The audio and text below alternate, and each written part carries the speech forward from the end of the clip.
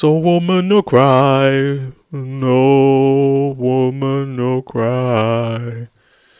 So crying girl. Oh, sorry. Welcome to the Poetry Balls podcast with Tola Makonjola. It's another weekend, and it's almost over. Woo! Hope you're well. Hope you've been productively sleeping this weekend. Having Hope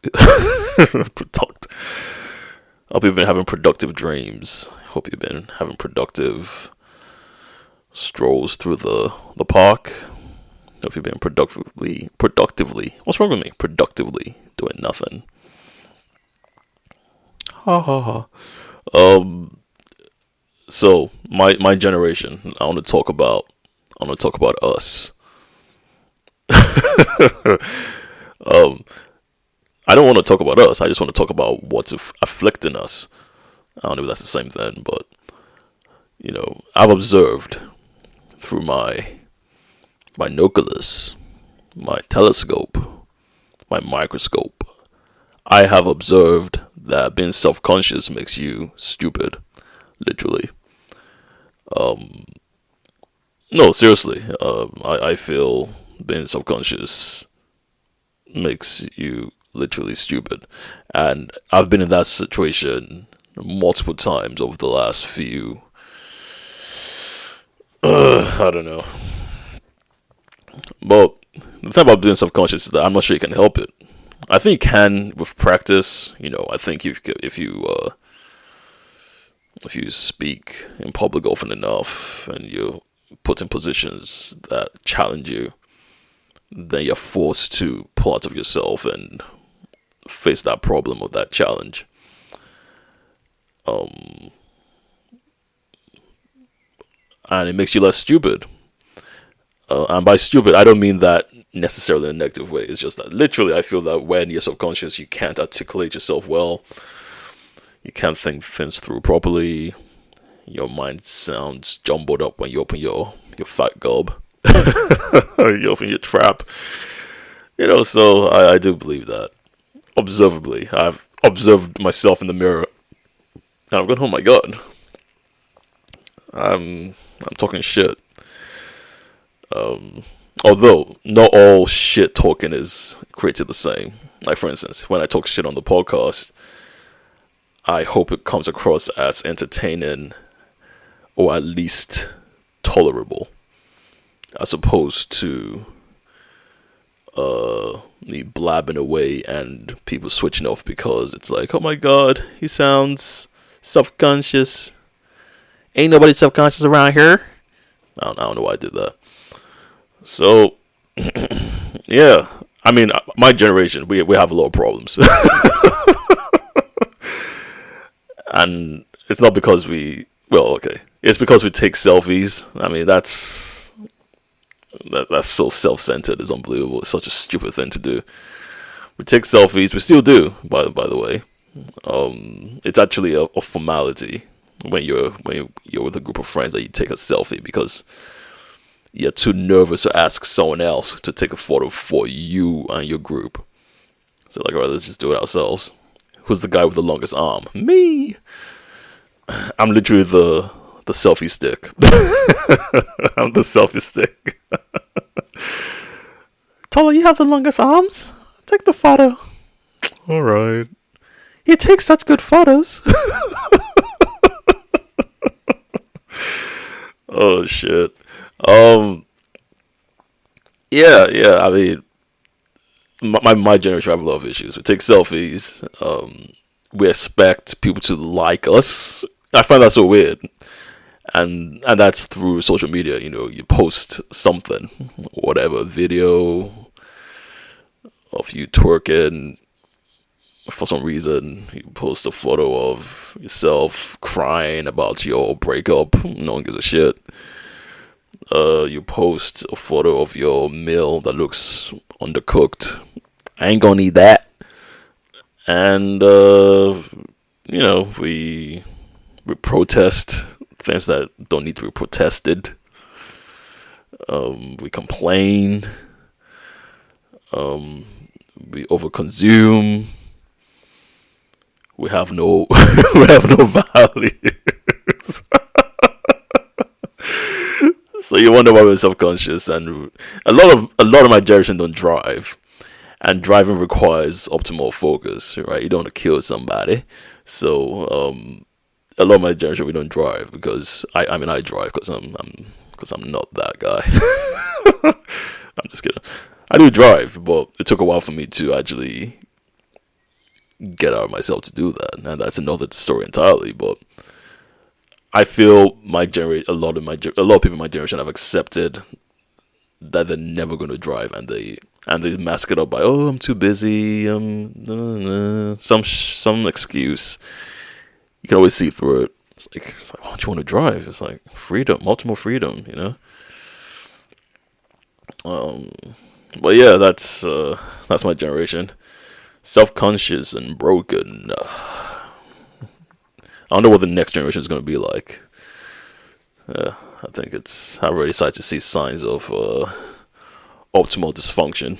So I'll pray for y'all. That's the Americans say. I'll pray for y'all.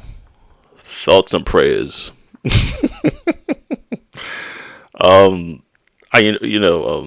Here's something you don't know about me.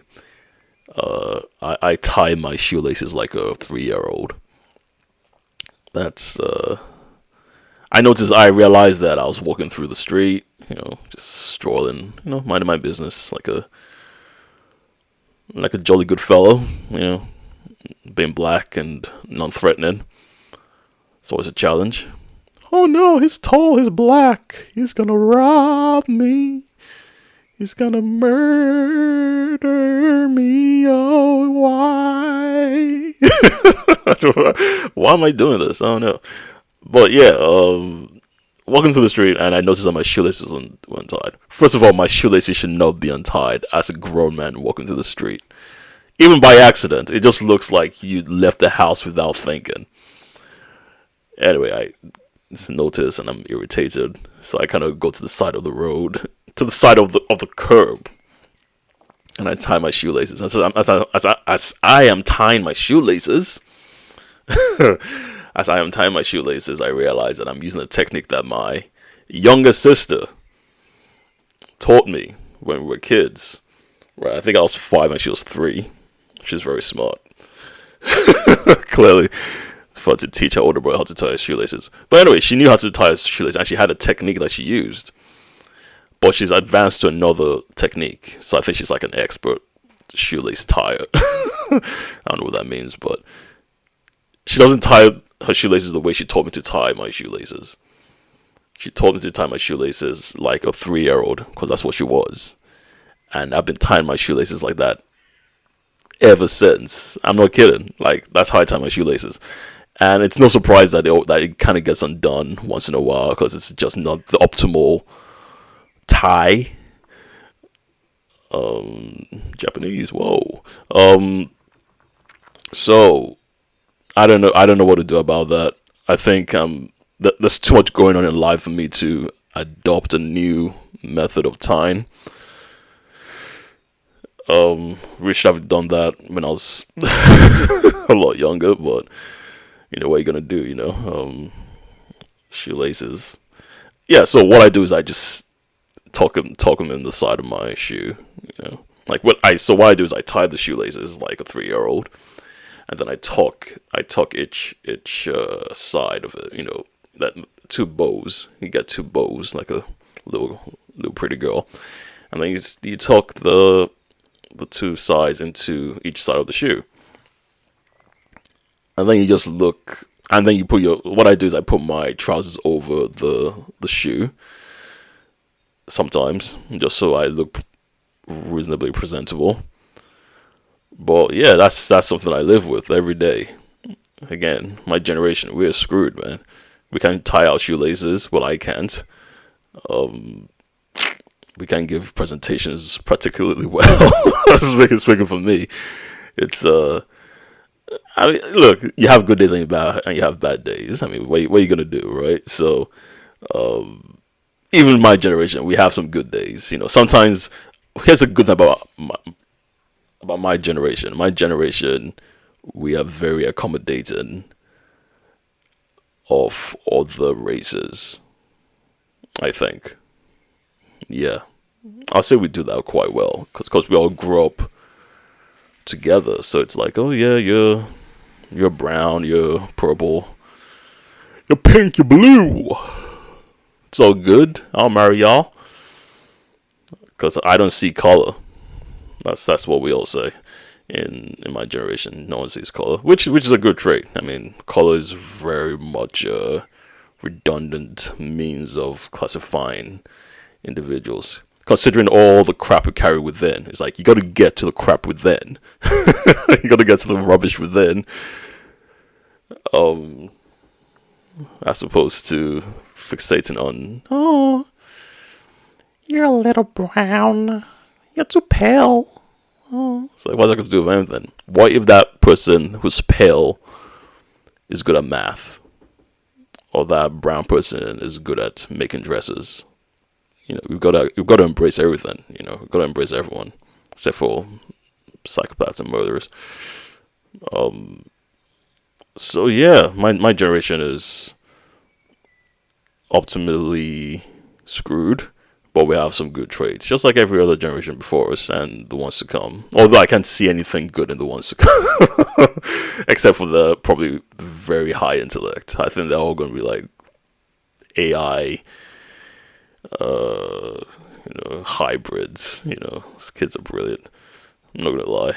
It looks terrified, actually. Like, you look at a baby's eyes and you're like, shit, this guy, this baby knows everything. Oh, jeez. One of the things that pisses me off the most, cyclists. Yeah, cyclists actually bother me quite a bit, you know. First of all, I was walking down the street. Again, jolly good fellow. And I turn to my right. Well, I glance to the right and I see a cyclist in the bus lane, not the cycle lane, the bus lane, just paddling away. But it's a bicycle. It's gonna go only so fast. It's not an electric bike that can, maybe do a few speeds faster. It's a manual bicycle. This guy's paddling like crazy, but the bus is literally right behind him, crawling, almost like get the f out of my way, and he just wouldn't move. It was just like the most awkward and irritating thing I've seen in a while. Just this guy just in the way, holding up everyone on the bus driver included, just wanting to kill himself. Like, why is this guy in front of me? Just get off the road. Get off the road, cyclists. I don't like any of you. I hate cyclists. I actually do. I hate cyclists. I hate bicycles. Well, I don't hate bicycles. I hate those who ride the bicycles. So, yeah, I don't. That's a raw emotion right there. You cyclists have touched a nerve. Yeah, it's terrible. It's like, get off the road, man. I see it all the time. Just by guys just thinking, oh yeah, we're cars as well. This is a car. My bicycle identifies as a car.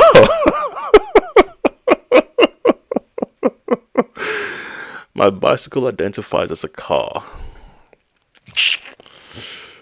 It's not a car. It's not a car. It's a bicycle. People are really weird, including myself, but I'm talking about other people on this podcast. So I was on the bus, I'm always on the bus for some reason. I need to either stop traveling in general or take other means of transportation, like a ferry. Swim, go by boat, something. I need to do something other than that. Bus. Anyway, I was on the bus, top deck, upper class, and I saw a guy eat a banana on the road, and he threw this guy threw the peel into the ocean. I'm not kidding. This was around Westminster, like around Parliament, right? And it's a beautiful area, actually. You got the London Eye, you've got the Thames.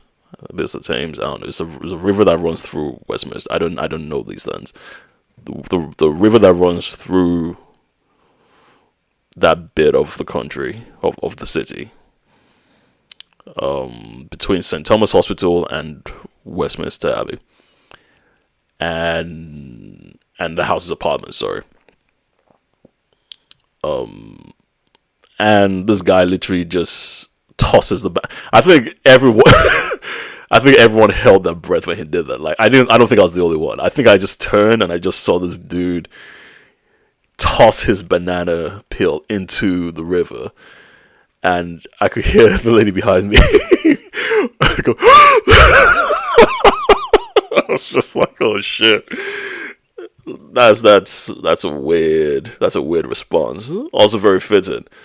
But it's also how we all collectively felt like this guy had done something that's so egregious.